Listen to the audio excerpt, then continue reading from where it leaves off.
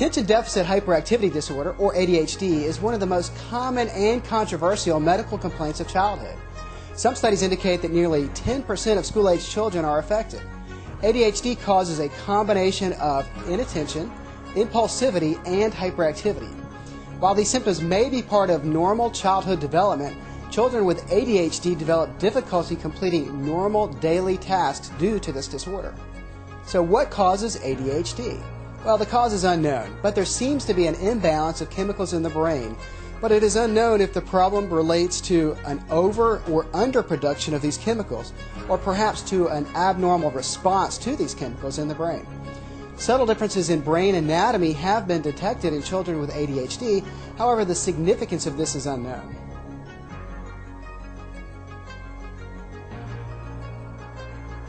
So what exactly is inattention? Well, inattention is distraction while performing work, losing, misplacing, or forgetting objects, disorganization, daydreaming, or poor school performance. So what exactly is impulsivity? Ooh, a butterfly. So what exactly is impulsivity?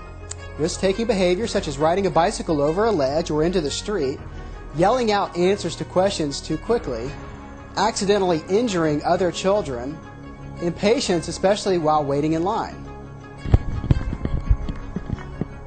So, what is hyperactivity? Excessive movement, talking or fidgeting, inability to sit still, difficulty playing quietly, poor behavior, anything like that.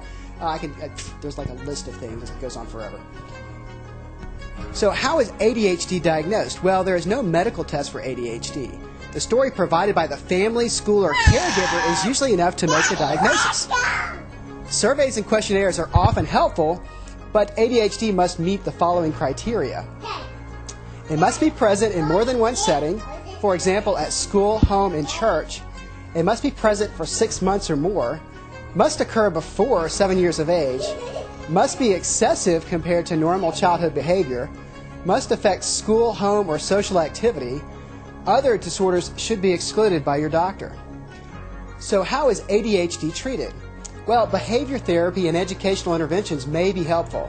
Some examples include frequent progress reports from school, sitting close to the teacher, removing distractions, private tutoring, and others.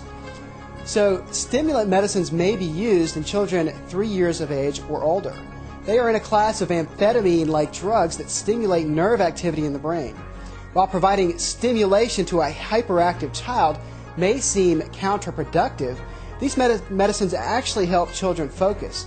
The effect is somewhat like an adult drinking a cup of coffee for the caffeine to wake up or concentrate better.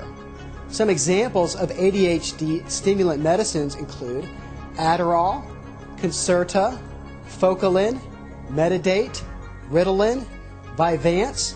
Strattera is a non-stimulant medication that works in some kids. So what are the most common side effects of the stimulant ADHD medications? Poor appetite and weight loss, sleep problems, restlessness or irritability, headache, abdominal pain, or diarrhea. So is this really ADHD or just a spirited child? ADHD is probably overdiagnosed and overtreated. Active children become active adults, and active adults become doctors, lawyers, politicians, and business leaders. So ADHD treatment should begin only after a careful discussion with your doctor. This has been Dr. Michael Davis. For more information on this and other kids' health topics, please visit our website, healthykidtips.com.